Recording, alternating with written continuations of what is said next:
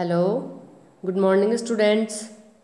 आज हम जिस चैप्टर के बारे में चर्चा कर रहे हैं वो राजस्थान यूनिवर्सिटी के बीएससी पार्ट फर्स्ट के सिलेबस में है और एमडीएस यूनिवर्सिटी के बीएससी पार्ट थर्ड के सिलेबस में है। ठीक है, तो हम चर्चा करते हैं रासायनिक बलगतिकी या केमिकल डायनेमिक्स के बारे में। तो सबसे पहले हम देखते हैं इसके इंट्रोडक्शन के लिए। तो किसी भी रिएक्शन के लिए जो सबसे इम्पोर्टेंट बातें हैं वो कौन कौन सी बातें हैं। सबसे पहला है, क्या किसी भी रिएक्शन का होना पॉसिबल है या नहीं। दूसरी क्या थिंग है कि यदि अभिक्रिया हो सकती है तो वो किस एक्सटेंट तक होगी, ठीक है, और वो कितनी होगी। और तीसरी और इम्पोर्टेंट चीज़ है कि यदि अभिक्रिया होती है तो वो किस रेट से होती है। ठीक है, तो जो पहला क्वेश्चन है उसका आंसर हमें थर्मोडायनेमिक्स के फ्री एनर्जी के कंसेप्ट से प्राप्त होता है। यदि फ्री एनर्जी कम होती है या हम बोलें कि यदि फ्री एनर्जी डेल्टा जी का मान नेगेटिव होता है तो रिएक्शन जो होती है वो स्पॉन्टेनियस होती है, यानी कि वो रिएक्शन स्वतः होती है। और यदि डेल्टा जी का मान जो है पॉजिटिव है तो वो अभिक्रिया नहीं होती है। और अगर डेल्टा जी का मान 0 होता है तो रिएक्शन जो होती है वो इक्विलिब्रियम स्टेट में होती है। ठीक है, और जो सेकंड क्वेश्चन का आंसर है वो हमें केमिकल इक्विलिब्रियम के लॉ ऑफ मास एक्शन के नियम और उस पर आधारित इक्विलिब्रियम कांस्टेंट से हमें इसका आंसर प्राप्त होता है। और जो तीसरा क्वेश्चन है, यानी कि अभिक्रिया अगर होती है तो वो किस रेट से होती है, इसका आंसर हमें जो है केमिकल डायनेमिक्स या हम बोले केमिकल काइनेटिक्स से ही प्राप्त होता है। ठीक है, यानी कि केमिकल डायनेमिक्स के अकॉर्डिंग किसी भी रिएक्शन को टेम्परेचर बढ़ाकर या फिर कैटलिस्ट की उपस्थिति से गतिशील बनाया जा सकता है। इसी प्रकार से अन्य और भी फैक्टर्स होते हैं जो किसी भी रिएक्शन की रेट को प्रभावित करते हैं। ठीक है, तो अब हम देखते हैं कि व्हाट इज केमिकल डायनेमिक्स। तो रासायनिक बलगतिकी विज्ञान की वह शाखा है जिसमें अभिक्रिया की गति एवं उन समस्त कारणों का जो गति को प्रभावित करते हैं इनका अध्ययन किया जाता है। तो बलगतिकी का मुख्य उद्देश्य क्या है कि विभिन्न परिस्थितियों में अभिक्रिया के वेग का मापन करना। ठीक है, तो वेग से हमें अभिक्रिया के पाथ का पता चलता है और इससे हम अभिक्रिया की मैकेनिज्म को बता सकते हैं। ठीक है, तो रासायनिक बलगतिकी यानी कि केमिकल काइनेटिक्स फिजिकल केमिस्ट्री की वो ब्रांच है जिसमें किसी भी अभिक्रिया के वेग और उसकी क्रियाविधि से संबंधित अध्ययन किया जाता है। ठीक है, अब हम देखते हैं कि अभिक्रिया का वेग क्या है।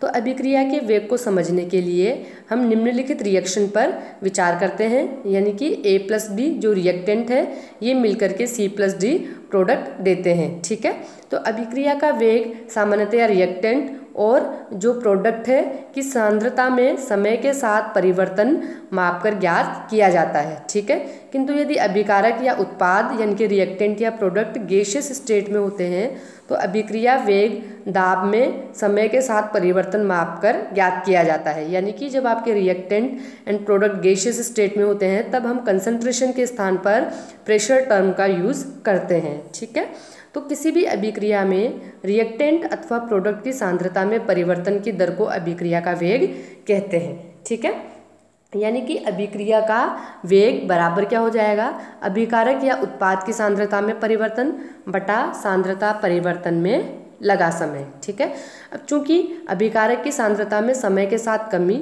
और उत्पाद की सांद्रता में समय के साथ वृद्धि होती है, अतः अभिक्रिया वेग अभिकारक के रेफरेंस में नेगेटिव चिन्ह और प्रोडक्ट के रेफरेंस में धनात्मक चिन्ह द्वारा दर्शाया जाता है। ठीक है, तो यदि डेल्टा टी समय और अभिकारकों और उत्पादों की सांद्रता में परिवर्तन क्रमशः delta A, delta B, delta C और डेल्टा डी हो तो अभिक्रिया के वेग को हम निम्न प्रकार से व्यक्त कर सकते हैं। यानी कि अभिक्रिया का वेग बराबर क्या हो जाएगा, minus delta A upon delta t बराबर minus delta B upon delta t, जहाँ पर माइनस चिन्ह क्या शो कर रहा है कि समय के साथ साथ रिएक्टेंट की कंसंट्रेशन में कमी आती जा रही है। बराबर क्या हो जाएगा, plus delta c upon delta t बराबर plus delta d upon delta t, जहाँ पर प्लस साइन क्या शो कर रहा है कि समय के साथ साथ प्रोडक्ट की कंसंट्रेशन बढ़ती चली जा रही है। ठीक है, तो यदि समय और सांद्रता में परिवर्तन अति सूक्ष्म हो तो अभिक्रिया का वेग क्या होगा, यानी कि अभिक्रिया वेग बराबर माइनस dA/dt बराबर माइनस dB/dt बराबर प्लस dC/dt बराबर प्लस dD/dt, यानी कि d जो है समय और सांद्रता में परिवर्तन अगर अति सूक्ष्म हो रहा है तो प्रदर्शित किया जाता है, और अगर समय और सांद्रता में परिवर्तन ज़्यादा है तो इसे हम डेल्टा से डिनोट करते हैं। ठीक है, तो एक अन्य अभिक्रिया पे हम विचार करते हैं जहाँ पर रिएक्शन में स्टाइक्योमेट्री भी दी हुई है, अगर जैसे small a plus small b equilibrium mc plus n/d। ठीक है, तो इसमें अभिकारक ए के a मोल दिए हुए हैं और b के स्मॉल b मोल दिए हुए हैं, ये आपस में रिएक्शन करते हैं और जो है उत्पाद c के m मोल और d के n मोल प्राप्त होते हैं। ठीक है, तो अभिक्रिया के वेग को हम निम्न प्रकार से प्रदर्शित कर सकते हैं, यानी कि अभिक्रिया का वेग बराबर क्या हो जाएगा, -1/a dA/dt बराबर -1/b dB/dt बराबर +1/m dC/dt बराबर +1/n dD/dt। ठीक है, तो यानी कि किसी भी रिएक्शन में रिएक्टेंट और प्रोडक्ट की कंसंट्रेशन में समय के साथ परिवर्तन को हम निम्न आलेख द्वारा प्रदर्शित कर सकते हैं। तो इस आलेख से यानी कि ग्राफ से क्या स्पष्ट होता है कि समय के साथ साथ रिएक्टेंट की कंसंट्रेशन में तो कमी होती चली जाती है किंतु उत्पाद की कंसंट्रेशन बढ़ती चली जाती है। तो उपरोक्त जो आलेख में किसी बिंदु पर अभिक्रिया वेग परिकलित करने के लिए उस पर जो है अभिक्रिया में अभिकारक एवं उत्पाद पर हम क्या खींचते हैं, टेंजेंट खींचते हैं, और इसका ढाल जो है वो की सांद्रता में समय के परिवर्तन का आलेखीय निरूपण जो है वो अभिक्रिया के वेग के बराबर होगा। ठीक है, अब हम देखते हैं कि वेग कौन कौन से हैं। तो वेग मुख्य रूप से 3 प्रकार के होते हैं, प्रारंभिक वेग यानी कि इनिशियल वेलोसिटी, फिर दूसरा है औसत वेग यानी कि एवरेज वेलोसिटी, और तीसरा है ताक्षणिक वेग यानी कि इंस्टेंटेनियस रेट। ठीक है, तो सबसे पहले हम देखते हैं औसत और ताक्षणिक वेग के बारे में। तो यदि हम 2 समयों पर सांद्रता के अंतर को समय से भाग देकर वेग ज्ञात करते हैं तो इसे उस समय अंतराल का औसत वेग यानी कि एवरेज रेट या एवरेज वेलोसिटी हम कहते हैं। ठीक है, जो कि सांद्रता के साथ साथ समय पर भी निर्भर करता है। तो औसत वेग जो है वो ताक्षणिक वेग से भिन्न होता है, जबकि वेग को समझने के लिए इस पद का प्रयोग किया जाता है, क्योंकि औसत वेग भी स्थिर नहीं रहता है, वह समय के साथ कम होता चला जाता है। इसलिए जब कभी भी हम वेग की बात करते हैं तो इससे ये मतलब है कि किसी भी दिए गए क्षण पर वेग क्या है, यानी कि हम ताक्षणिक वेग के बारे में चर्चा करते हैं या न कि औसत वेग के बारे में। तो किसी क्षण पर जो है वास्तविक वेग औसत वेग से बिल्कुल ही भिन्न हो सकता है। हाँ, ये बात अवश्य है कि जितने छोटे समय अंतराल के लिए हम औसत वेग पर विचार करते हैं उतना ही जो है औसत वेग और वास्तविक वेग में जो डिफरेंस है वो कम होता चला जाता है। ठीक है, तो कम अंतराल पर, कम टाइम इंटरवल पर किसी अभिकारक की सांद्रता ज्ञात करना न तो सुविधाजनक है और न ही सरल है, इसलिए कम अंतराल के औसत वेग की गणना भी कठिन होती है। इसलिए वास्तविक वेग को सांद्रता समय के कर्व से हम ज्ञात कर सकते हैं, जैसा कि चित्र 6.1 में दिखाया गया है कि किस प्रकार समय से सांद्रता कम होती चली जाती है, यानी कि समय के साथ साथ सांद्रता कम होती चली जाती है, किंतु बी बिंदु पर जो कि सी सांद्रता टी समय पर बताता है, एक स्पर्श रेखा खींची जाए तो इसका ढलान ही बी बिंदु पर वास्तविक वेग अथवा ताक्षणिक वेग कहलाएगा। यानी कि ताक्षणिक वेग या इंस्टेंटेनियस रेट क्या होता है, किसी भी क्षण पर अभिक्रिया का वेग। ठीक है, जबकि औसत वेग क्या होता है, दिए गए 2 समय अंतरालों के बीच में अभिक्रिया का वेग का औसत। ठीक है, तो अब हम देखें कि वास्तविक वेग अथवा वेग की परिभाषा क्या हो सकती है। ठीक है, और उसे गणितीय रूप से किस प्रकार से दिया जा सकता है। तो जो है अभिक्रिया वेग है वो अभिकारक की किसी विशेष सांद्रता पर स्पर्श रेखा का ढाल होता है। ठीक है, यानी कि what is rate of reaction in practical, तो हम बोलेंगे कि अभिकारक की किसी विशेष सांद्रता पर स्पर्श रेखा का जो ढाल होता है उसे अभिक्रिया वेग कहते हैं, जो कि सांद्रता और समय के वक्र पर डाली जाती है। ठीक है, तो इस परिभाषा के अनुसार किसी क्षण t के पश्चात t समय पर रेखा का ढाल वेग अथवा ताक्षणिक वेग कहलाता है, और दूसरे ही क्षण वेग में परिवर्तन हो जाएगा, यानी कि वेग अथवा ताक्षणिक वेग को अवकल गणित के अनुसार हम dx/dt के रूप में लिखते हैं, जहाँ पर dx जो है एक अत्यंत कम सांद्रता परिवर्तन और dt क्या है, अत्यंत कम समय अंतराल के लिए ये सांद्रता में परिवर्तन देखा जाता है। ठीक है, अब है आपके इनिशियल रेट यानी कि प्रारंभिक वेग। तो यहाँ एक महत्वपूर्ण पद की व्याख्या कर देना उचित होगा, वो कौन सा है कि प्रारंभिक वेग क्या होता है, क्योंकि अभिक्रिया वेग के संबंध में इसका सबसे अधिक प्रयोग किया जाता है। तो यदि चित्र 6.1 में बिंदु A पर प्रारंभिक सांद्रता के लिए स्पर्श रेखा खींच जाए तो इस स्पर्श रेखा के ढाल को ही हम क्या बोलते हैं, प्रारंभिक वेग कहते हैं। अब नेक्स्ट है आपके विशिष्ट अभिक्रिया वेग। तो लॉ ऑफ मास एक्शन के नियम के अनुसार किसी अभिक्रिया का वेग अभिकारकों की सांद्रता पर निर्भर करता है। ठीक है, तो यदि नाइट्रोजन पेंटाऑक्साइड के वियोजन पर यह नियम लागू किया जाए तो निम्न संबंध प्राप्त होते हैं, यानी कि नाइट्रोजन पेंटाऑक्साइड का जब हम वियोजन करते हैं तो प्रोडक्ट के रूप में हमें नाइट्रोजन डाइऑक्साइड और ऑक्सीजन प्राप्त होते हैं, यानी कि -d(N2O5)/dt is directly proportional to N2O5। जहाँ प्रोपोर्शनलिटी का निशान हटाएंगे तो यहाँ पे प्रोपोर्शनलिटी कांस्टेंट आएगा K, जिसे हम बोलते हैं स्पेसिफिक रिएक्शन रेट या स्पेसिफिक रेट कांस्टेंट।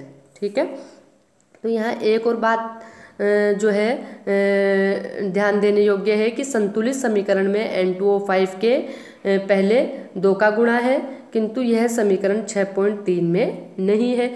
तो इसको जो है हम आगे चर्चा करेंगे इस बारे में कि ऐसा क्यों हुआ है। तो इस प्रकार H2 और I2 मिलकर जो है वो HI उत्पन्न करते हैं, यानी कि H2 + I2 gives 2HI।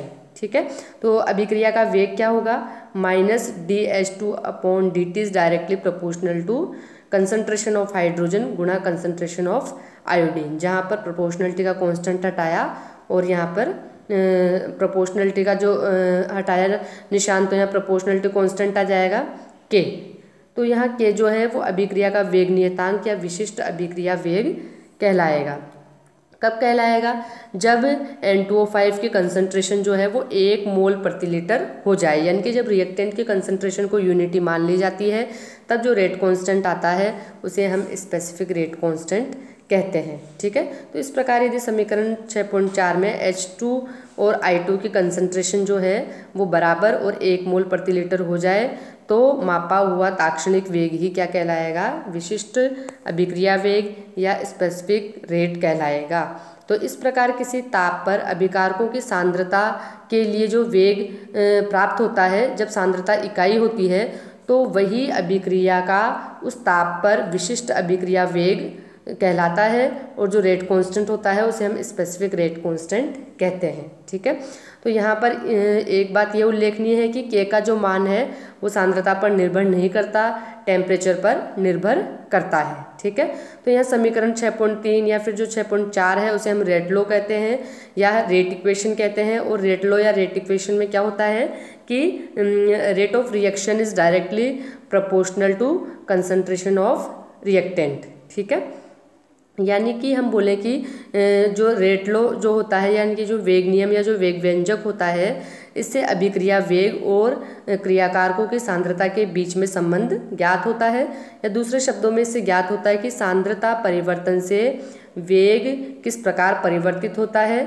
यदि समीकरण 6.4 में हाइड्रोजन की सांद्रता को दुगनी कर दी जाए तो वेग भी दुगना हो जाता है। ठीक है, तो यदि किसी अभिक्रिया की वेग नियम समीकरण -dA/dt बराबर के कंसंट्रेशन ऑफ A⁴ हो तो A की सांद्रता दुगनी करने पर वेग कितना हो जाएगा, 4 गुना हो जाएगा। ठीक है, अब है आपके इस रिएक्शन के लिए हम देखते हैं यूनिट के की और इसकी इम्पोर्टेंस, यानी कि समीकरण 6.3 को 6.6 की तरह भी लिखा जा सकता है, यानी कि -dN2O5/dt गुणा 1 कंसंट्रेशन ऑफ N2O5 बराबर K।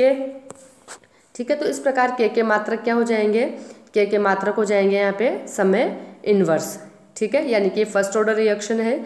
इसी प्रकार से समीकरण 6.4 से भी हम देखेंगे कि जो है मात्रक क्या निकल के आएगा आपके DHI/dt गुणा 1 कंसंट्रेशन ऑफ हाइड्रोजन गुणा कंसंट्रेशन ऑफ आयोडीन बराबर K। तो इस प्रकार से अभिक्रिया में के मात्रक हो जाएंगे यहाँ पे सांद्रता इन्वर्स समय इन्वर्स, या हम बोले कि प्रतिलोम सांद्रता गुणा प्रतिलोम समय। ठीक है, और सांद्रता को जो है हम मोल पर लीटर में व्यक्त किया जाता है। ठीक है, अब है आपके ऑर्डर ऑफ रिएक्शन, किसी भी अभिक्रिया की कोटि क्या होती है, इसकी चर्चा जो है हम नेक्स्ट वीडियो में करेंगे। ओके।